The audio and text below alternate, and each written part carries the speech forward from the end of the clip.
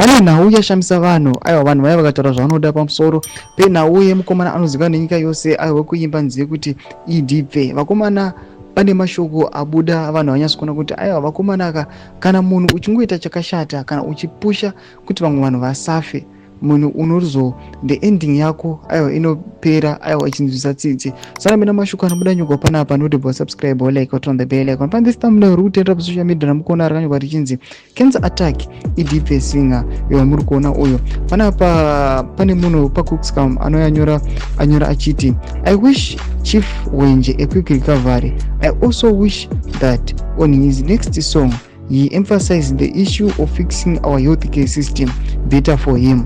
Panapa vanhu vachiona kuti mukomana aiwa Wenje aiwa Chief Wenje vachibatwa aiwa necancer tunoti vapinda pama1 vanhu vakuchizoti tauda kuzoona skeleton woku yavo manje zvaichimboti idipfe vakuzoona ma-healthcare systems enyika yeZimbabwe anoyachivawisha vachiti kana vachinge vazopora vachazoimba imwe nziyo aiwa ngambopusha kuti this healthcare system imbo igadzirisiwe kana kuti imbodifaiwe kana kuti advansiwe. This is mocking iri kuitwa nevanhu vachimoka vachimuti zvinhu zvawaiwisha kuti zvivepo uri kumbozviona sei. Mutidzai mafungiro enyu muri kudii pamusoro pechitiko ichi aiwa chiri kushoka vanhu vachiona kuti aiwa this singer aiwa achiatakiwa necancer. Tiudzai mafungiro enyu muri kudii pamusoro pechitiko ichi. Pinda comment section medu, subscribe or like, turn on the bell icon.